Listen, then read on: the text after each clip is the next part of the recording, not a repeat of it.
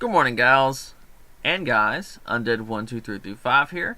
Just want to do a quick little video giving my thoughts on the Forsaken DLC so far. Also, sorry I haven't done a video in a few days. I've been literally addicted to that. I've got like 40 plus hours into it already. How might I do that? I work from like 10 to 6 or 7 o'clock at night. Well, 10 a.m. in the morning till 6 or 7 o'clock at night. And then I drive about 45 minutes home, and then I play until 4 or 5 in the morning. And get right back up for work at 9:30 the next day.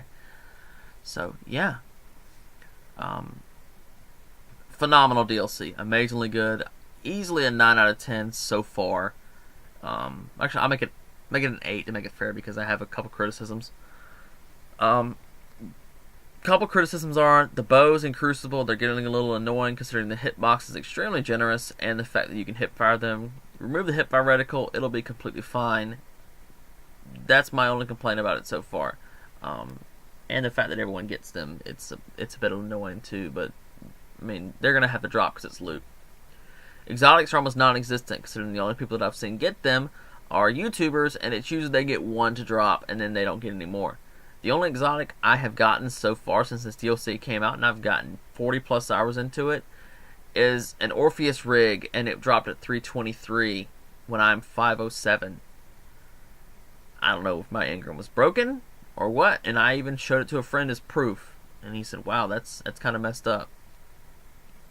The only YouTuber I've seen that really seriously has new exotics is Astacross, and it's basically because he's just using other people's accounts. I mean, they're letting him use them to show them off, which respect to him for that.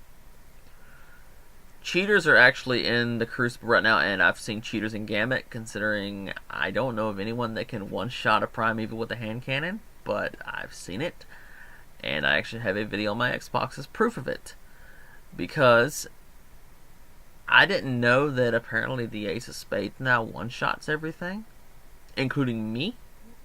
I was rolling with the full squad in Gambit yesterday, and this guy, every time, for some reason, he was always the one to go through the rift to come into our area, and I'm like, dude, what is with this? What is with this? He's coming in there every 30 seconds too, and I'm like, well, maybe that's just that happens.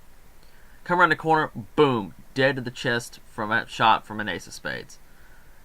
Didn't know the gun was that strong, and apparently he proceeded to wipe out my whole team. A little bit annoying, but I'm pretty sure they'll address that because I just reported his gamer tag, and they'll take care of it soon. Soft cap is at level 500, just like I said, and now they're slowing the grind down to almost non-existent. I will say this though, I did see a guy in Gambit yesterday that was level 600 already. If you were light level 600 already and the raid has not even come out, you have a problem. Mainly because there's no freaking way you're grinding that hard. You're cheating if you're level 600 already. There is no way. You are pure, straight out cheating if you're that high already. I have seen a few YouTubers that were pretty close, but then again, I don't care what anyone says, they let these guys play early. Considering there were people that they said they had early footage whenever there's actually footage on YouTube of people playing the game beforehand and their progress carrying over.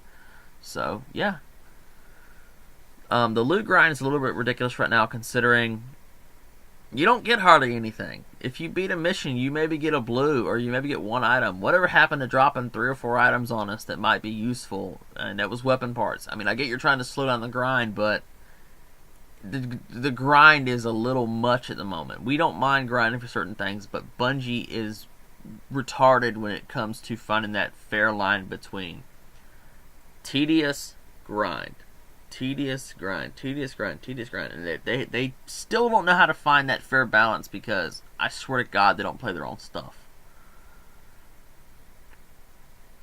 The story though sort of brought me back. I didn't mind not getting as much by running through the story, because it took me probably 20 hours to beat the story.